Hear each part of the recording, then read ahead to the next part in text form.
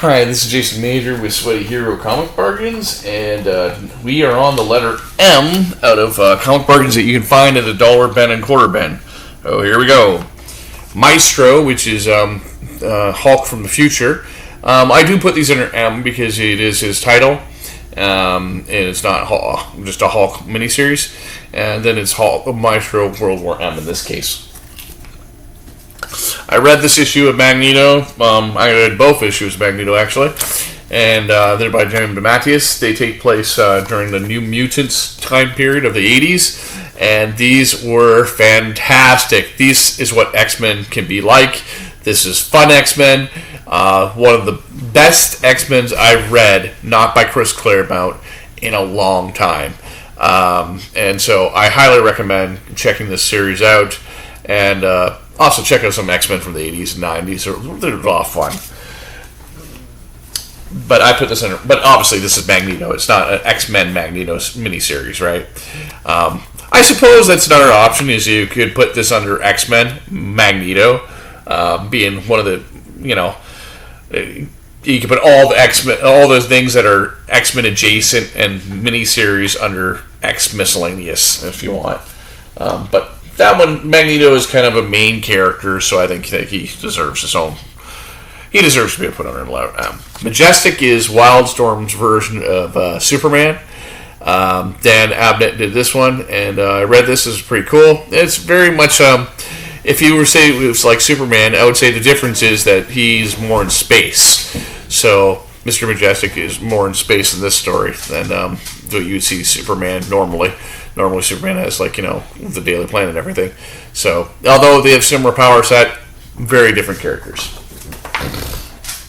Also different than Rob Liefeld's Supreme as well. The Man Called Axe. I really enjoyed this. This was a lot of fun. This is Mark Wolfman and Sean McManus. And create our own title under Bravura, which is from Malibu Comic Books. And I really enjoyed this. It's best described as kind of like your typical cyborg who doesn't remember his identity type storyline. But it was tons of fun. He compares it to a lot of the John Woo and Jackie Chan action films. I can see how they would have that flavor if it was a movie. It would definitely be in that kind of 80s, 90s action genre. Definitely a lot of fun. Definitely worth checking out as a new series. Then you got Marauders, and there was more than one series of this, so you got to check the numbering for it. Marauders being, again, an X-Men spinoff. So there's quite a few, quite more of them that I would have thought for these characters. And then it was rebooted, so it must have been somewhat popular. Don't know much about the Marauders, though, as in terms of X-Men characters. And let me know in the comments below if you know anything about the Marauders. I know they were introduced more in the 80s. Martian Manhunter.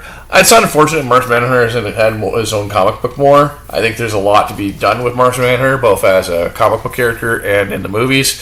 I really enjoyed him appearing in both Smallville and Supergirl. Marvel Adventures was their kid line, which had its own continuity, which was basically, at first it was just adapting the stories under the Marvel Age imprint, readapting the original stuff. But then under Marvel Adventures, they did the kid-friendly stories with their own timeline. So, for example, they did their own version of introducing Venom. So rather than waiting for another cartoon to come out, they kind of did their own all ages thing. But it lasted for at least 4 years or more. And they did a successful series of doing little digests. You can find those little digests that reprinted a lot of these stories. These are a lot of fun. I highly recommend anything Marvel Adventures, whether it's Spider-Man or Fantastic Four or Avengers. Anything Marvel Adventures was a lot of fun.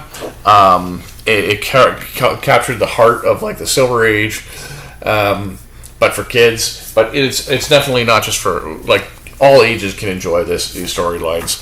I wish that some of these. That's a cool cover. Okay, you got Dr. Octopus in this one. That looks like a Christmas issue. Just some fun stories. Dragon Man. This looks like a one-off. Marvel apes Speedball. Okay, all right. It's just a one shot, but I don't know much about it except it's Marvel apes. So I check it out. The Marvels Project by Brubaker. That's the original Human Torch, who was an android, not to be confused with the Fantastic Four. Marvel Comics Presents did get relaunched for a brief time, and they also did the anthology format of several stories in a comic,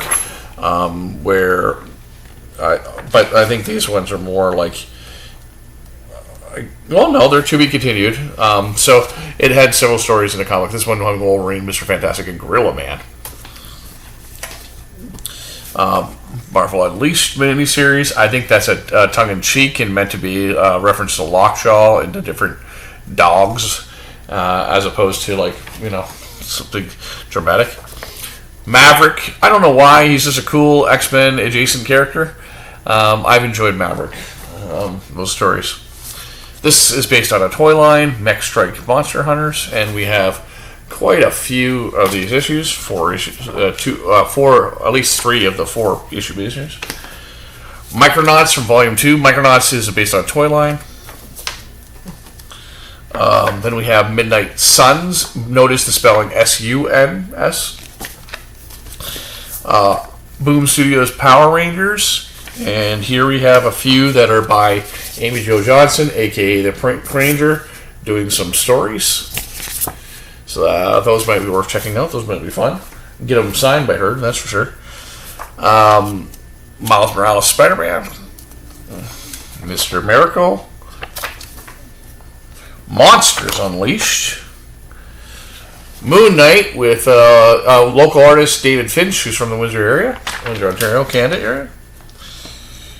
Another Moon Knight. Another more recent Moon Knight. Motorhead is a Dark Horse character from their Comics Greatest World thing that they try to do. But I like that cover, so that's why I picked it up. Mr. and Mrs. X is Gambit and Rogue. Their own series. Mutant X follows Havoc in an alternate timeline, then trying to get his way back. I don't know why. I've really enjoyed this series. Howard Mackey doing a lot of writing. A lot of artists I like doing the art. So, House of M, Mutopia. I did look on her and see if it was under House of M, but it's under Mutopia. And then Mystic Wars, as always, Marvel UK is a lot of fun. Brian Hitch did this issue, so that's kind of cool. Early Brian Hitch work isn't here. Stay sweaty. We're on to letter N. This is a lot longer than the last video, which was under L, so we'll see what happens when we get to the letter N.